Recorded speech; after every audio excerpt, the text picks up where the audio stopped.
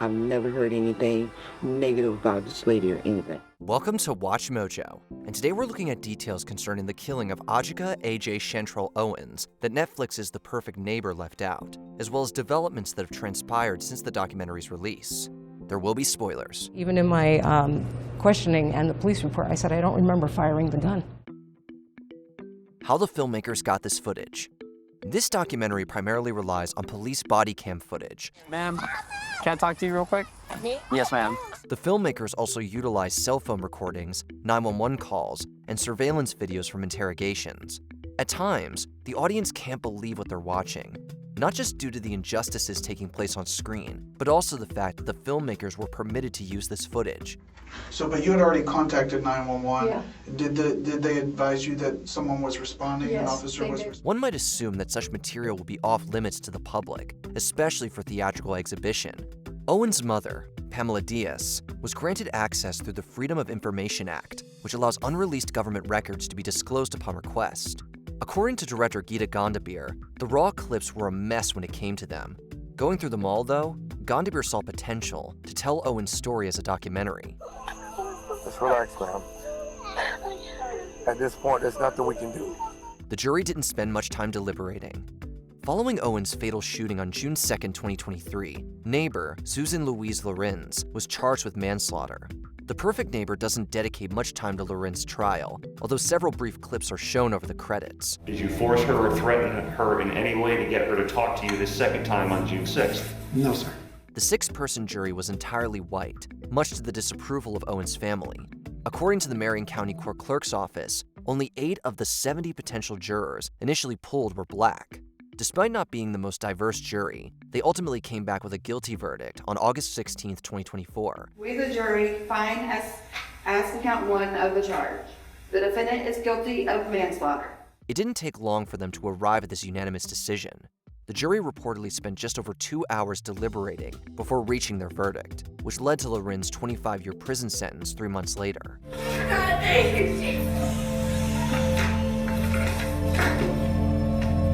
Susan Lorincz is facing a wrongful death suit. Lorinz's legal issues didn't end with her trial. When I arrived on scene, it was complete chaos. During the summer of 2025, a little less than a year after Lorincz was found guilty of manslaughter, Owens' family filed a wrongful death suit against her killer. Shortly before filing the suit, Pamela Diaz described the past 2 years as the hardest, toughest journey she's ever been on. It's been filled with grief, sadness, and despair. It was a very hard watch, very necessary. According to court documents, the family is seeking damages that exceed $50,000. Time will only tell what the outcome will be. For now, Owens' family is moving forward with the Standing in the Gap Fund. In addition to fighting to repeal Florida's Stand Your Ground law, this cause is dedicated to helping families who have endured loss from race-related violence. So it is educational, it's enlightening, and it's true. Owens' children were considered to testify. The documentary shows neighbors and police officers speaking at Lorinz's trial. And Miss Owens told you that she said to Susan Lorincz on that night, the next time you walk up on my kids, you're gonna have to take it up with me, right? Correct. The prosecution had a long list of potential witnesses. Among them were Owens' 2 eldest sons, Isaac and Israel. Pamela Diaz didn't want to see her grandsons take the stand, which would require them to relive the trauma of losing their mother. They also did not introduce any of the children's deposition testimony as evidence. At the same time, Diaz was open to the boys testifying if that's what it took to see justice. In the end, Owens' sons weren't called to testify. Diaz has taken in Isaac and Israel, along with her granddaughter Africa and youngest grandchild, Titus, who was only a toddler when his mother was taken. It's been a distressing experience, but Owens' children have strived to honor their mother's memory. I love my daughter and I lost her, but I had more time with her. They have such a limited time with her. Pamela Diaz doesn't buy Lorinz's apology. Despite maintaining her innocence throughout the trial, Lorincz would acknowledge some wrongdoing on her part shortly before sentencing. It is with heavy heart and great remorse I write this letter to you. Lorincz apologized for taking Owens' life, wishing she could trade places with her. At the same time, Lorincz asserted that she didn't intend to kill Owens. Lorincz also claimed she had no issues with people of color, having previously been married to a Middle Eastern man. This is not about race. Judge Robert Hodges nonetheless sentenced Lorincz to 25 years. Credit for 538 days. Although not the maximum sentence, the outcome satisfied Diaz. She wasn't satisfied with Lorinz's so-called apology, however. As Diaz saw it, Lorinz's words were a last-ditch attempt to save herself. Diaz didn't sense any remorse or sincerity from Lorincz. Regardless, Diaz is ready to take the next step in the healing process. Susan's apology was a last-ditch attempt to save herself. It wasn't sincere. She never showed remorse. Why Lorincz didn't take the stand? At trial, Susan Lorincz had the right to give the jury her account of what happened the night Owens died. Lorinz's defense team advised her not to take the stand, however. The defense rested its case today without the suspect, Susan Lorincz, taking the stand. The defense ultimately rested without ever calling upon Lorincz, who declined the opportunity to speak. While Lorincz agreed to this legal strategy, she came to regret it. Were you satisfied with your defense team? No.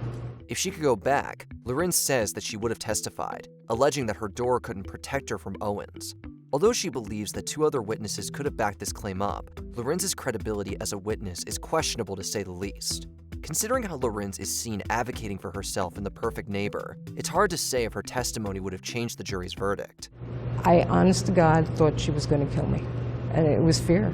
It was fear. I feared for my own safety. Lorinz's PTSD defense.